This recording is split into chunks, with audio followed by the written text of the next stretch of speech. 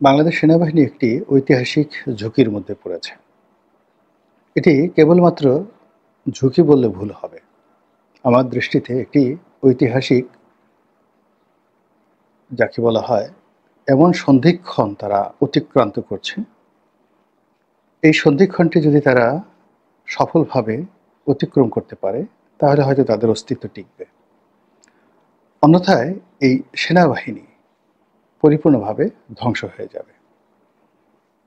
যদি সেনাবাহিনী ধ্বংস হয়ে যায়, তাহলে দেশের স্বাধীনতা এবং সার্বভৌমত্ব থাকবে না। আর স্বাধীনতা, সার্বভৌমত্ব যদি না থাকে, তাহলে আপনি সরাসরি কোনো একটি বিদেশি শক্তির সেবাদাস বা সেবা রাষ্ট্রে পরিণত হবেন, দলিত রাষ্ট্রে পরিণত হবেন, অথবা আপনি একটি ব্যর্থ রাষ্ট্রে পরিণত হবেন। Just like Syria, just like আফ্রিকার অন্য কোনো দেশ যেখানে গৃহযুদ্ধ চলছে, সিভিল ওয়ার চলছে।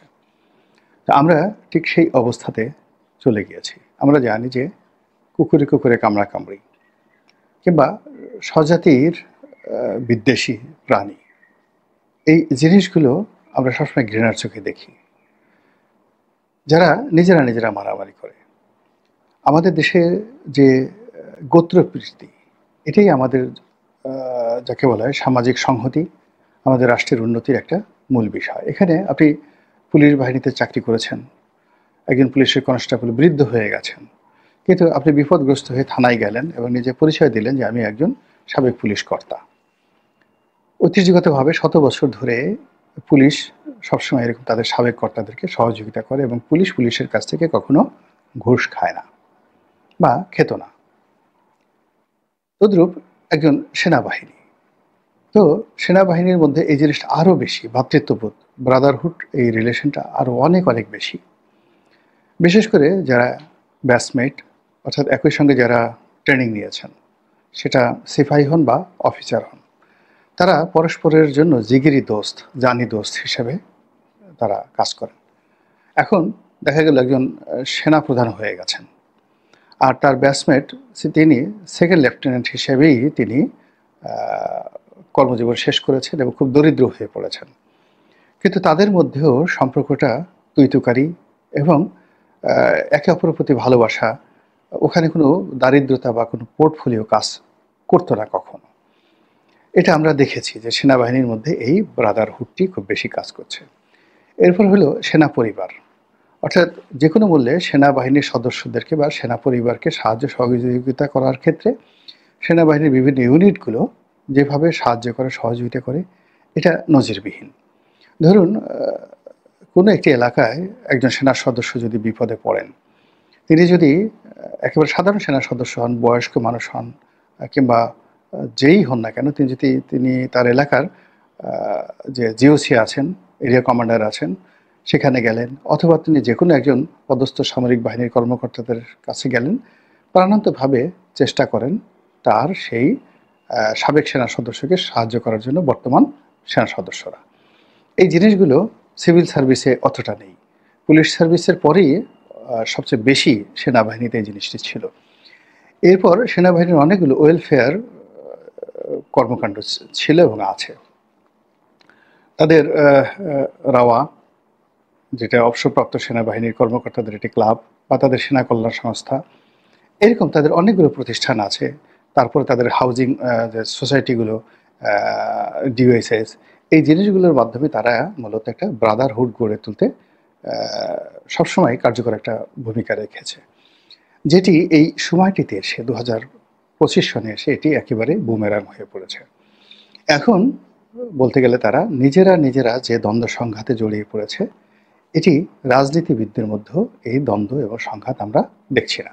আওয়ামী লীগ বিএনপির মধ্যে যতটা না দ্বন্দ্ব এবং সংঘাত, বা খালেদা জিয়া এবং শেখ হাসিনার মধ্যে যে বিরোধ বা একে অপরকে বিষোদ্গার, তার চাইতে সাবেক সেনাবাহিনী প্রধান ইকবাল করিম ভূঁইয়া আইকিবি এবং সাবেক সেনা প্রধান জেনারেল আজিজ, এই দুজনের মধ্যে সম্পর্কের যে অবনতির ফলে কি কি ঘটনা সেনাবাহিনীর ভিতরে ঘটছে, রাওয়া ক্লাবে ঘটছে, ক্যান্টনমেন্টে ঘটছে, আমরা কম বেশি বাইরে থেকে যা দেখছি, শুনছি, তাতে প্রতি মুহূর্তে আমরা আতঙ্ক অনুভব করছি। এবং এই সকল ঘটনা, আমি শুধু এই দুজনকে উদাহরণ দিলাম। এইভাবে আমি আরও কয়েকজনের নাম বলি। যেমন ধরুন, দেশের বাইরে বেশ কয়েকজন সেনা কর্মকর্তা থাকেন। তো তারা ইতিপূর্বে শেখ হাসিনাকে নিয়ে সমালোচনা করতেন এবং that was good and well accepted, এবং আমরা তাদের সবাইকেই হিরো মনে করতাম। সেটা কর্নেল শহীদ বলেন, অথবা ক্যাপ্টেন শহীদ নামক একজন ভদ্রলোক ছিলেন, তিনি মারা গেছেন, কর্নেল, তারপরে মেজর দেলোয়ার বলেন, অন্যান্য যারা আছেন, তারা ওই জমানাতে বেশ জনপ্রিয় ছিলেন, ভীষণ রকম জনপ্রিয় ছিলেন, পিনাকির মতো জনপ্রিয় ছিলেন। কিন্তু ইদানিংকালে দেখা যাচ্ছে যে বেশ কিছু সামরিক কর্মকর্তা ফেসবুকে এসে, ইউটিউবে এসে তারা সেনাবাহিনীর ভিতরকার অনেক গোপন খবর তারা বলে দিচ্ছে পাবলিকলি। তারা জেনারেল ওয়াকারুজ্জামান সম্পর্কে বিষোদ্গার ছড়াচ্ছে। আবার জেনারেল ওয়াকারুজ্জামান ছাড়াও অন্য সিনিয়র যারা জেনারেল রয়েছেন তাদের সম্পর্কে, বা ক্যান্টনমেন্টের যে খবরগুলো আমরা কখনো জানতে চাই না, জানার আগ্রহ নেই, বা যে খবরগুলো আসলে আমাদের জানা উচিত নয়, সেই খবরগুলো এখন তারা বলে দিচ্ছে। এবং এগুলো নিয়ে সেনাবাহিনীর মধ্যে যাকে বলা হয় কতটা নেতিবাচক প্রতিক্রিয়া তৈরি হয়েছে বলতে পারবো না, কিন্তু আমরা যারা সাধারণ মানুষ, তারা সেনাবাহিনীর সম্পর্কে আমরা ন্যূনতম যাকে বলা হয় আগ্রহ, ভয়, ভীতি, সম্মান প্রদর্শনের কোনো কারণ অনুভব করছি না। উল্টো আমরা এদের অপপ্রচারের কারণে সেনাবাহিনী সম্পর্কে নেতিবাচক ধারণা পোষণ করতে বাধ্য হচ্ছি। এবং এটি আপনি দেখুন যে মাঠে যারা দায়িত্বরত সেনা কর্মকর্তা রয়েছেন বা সেনা সদস্য রয়েছেন, তাদের নৈতিক শক্তি, মোরাল শক্তি কিন্তু ভেঙে দিয়েছে। এবং এখন তারা যেভাবে জনগণের দ্বারা লাঞ্ছিত হচ্ছেন, জনগণ তাদেরকে যেভাবে ভুয়া ভুয়া যাকে বলা হয় স্লোগান তুলছেন তাদেরকে দেখলে, এবং যেভাবে তারা প্রতিপক্ষ, আমাদের যারা প্রতিপক্ষ, মানে সেনাবাহিনীর প্রতিপক্ষ কিন্তু জনগণ নয়, সেনাবাহিনীর প্রতিপক্ষ হলো ভারতীয় সেনাবাহিনী, সেনাবাহিনীর প্রতিপক্ষ মায়ানমারের সেনাবাহিনী, তারপরে আরাকান আর্মি, সেনাবাহিনীর প্রতিপক্ষ ইন্ডিয়ান আর্মি, আমাদের সাথে যাদের সাথে যুদ্ধ হয়েছে বা আগামী দিনে যাদের সঙ্গে যুদ্ধ হতে পারে, সীমান্ত যাদের সঙ্গে আছে, কিংবা ধরুন যারা বাংলাদেশ আক্রমণ করতে পারে, এই সকল বহিঃশত্রু। তো তারা হলো সেনাবাহিনীর শত্রু। আমরা জনগণ কিন্তু শত্রু নয়, রাজনীতিবিদরাও সেনাবাহিনীর কোনো শত্রু নয়। এর কারণ হলো সেনাবাহিনীকে আমরা এমনভাবে গড়ে তুলেছি, এমনভাবে আমরা তৈরি করেছি, তাদের আবাসস্থল আমাদের জনগণ থেকে তারা আলাদা। আমরা নিজেরা মারামারি করব, কাটাকাটি করব, যা কিছু করব, তার সঙ্গে সেনাবাহিনী থাকবে না, সেনাবাহিনীকে আমরা জড়াবো না।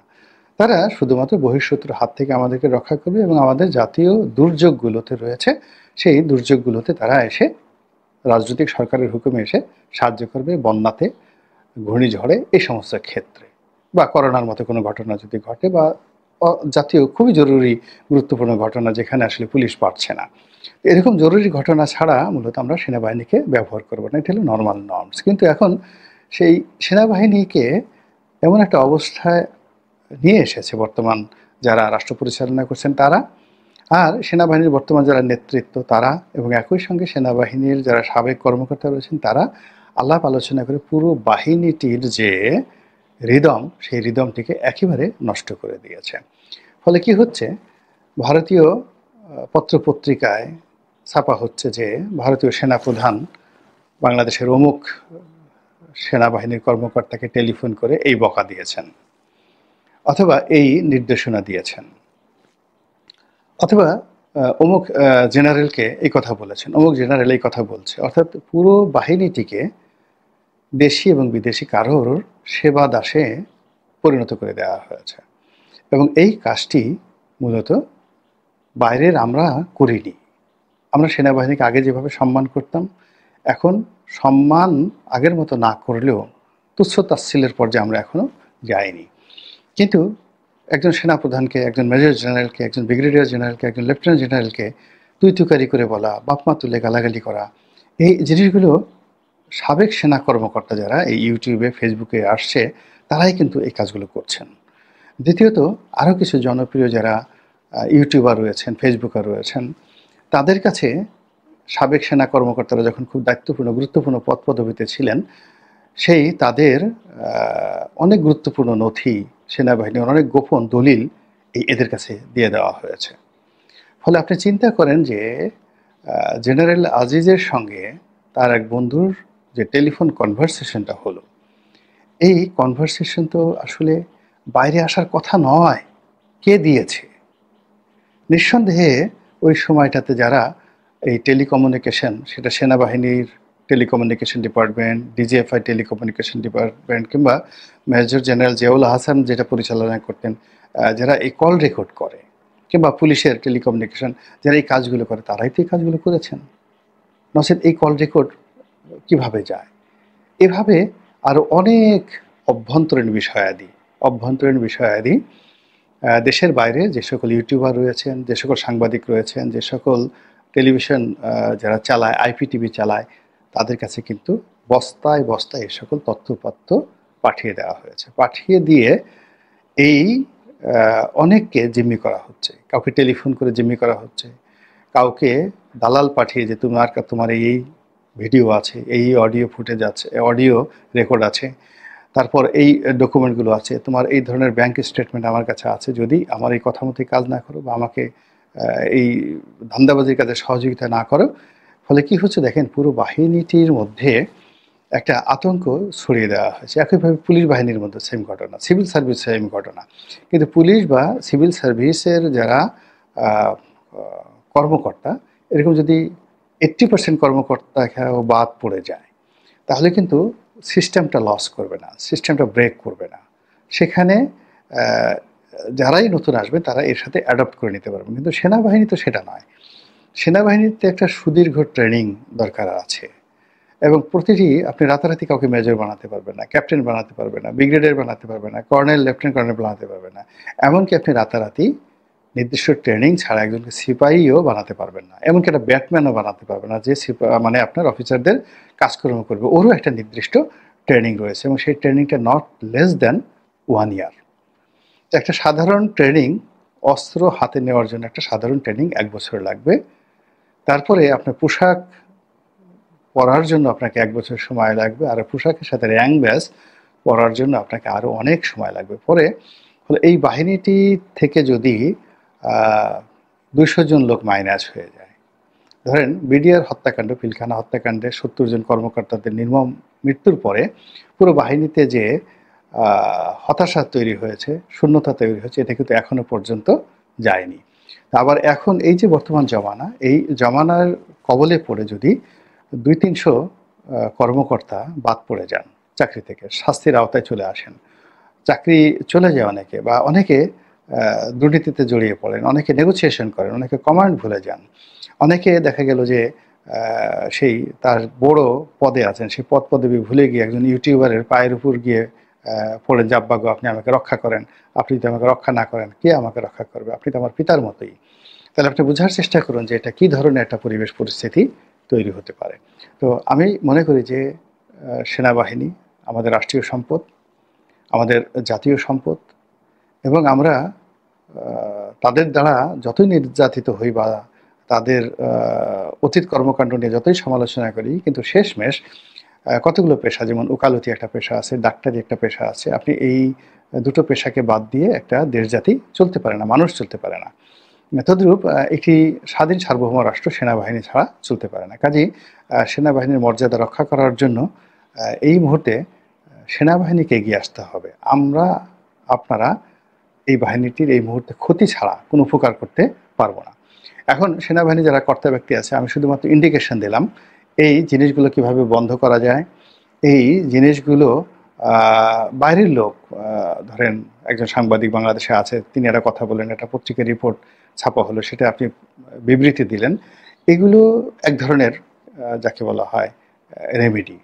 কিন্তু সাবেক সেনা কর্মকর্তারা যখন তথ্যপত্র নিয়ে কথা বলছে, আবার সাবেক সেনা কর্মকর্তাদের কাছ থেকে তথ্যপত্র নিয়ে দেখা গেল যে বর্তমান কর্মকর্তারা একটা লাইনে চলে যাচ্ছেন, চেইন অফ কমান্ডে চলে যাচ্ছেন ইউটিউবারদের, কিংবা দেখা যাচ্ছে যে বিদেশি সাংবাদিকদের, বিদেশি যারা ইনফ্লুয়েন্সার রয়েছেন, তারপর সোশ্যাল মিডিয়াতে যারা ইনফ্লুয়েন্সার রয়েছেন, তাদের করায়ত্তে চলে যান।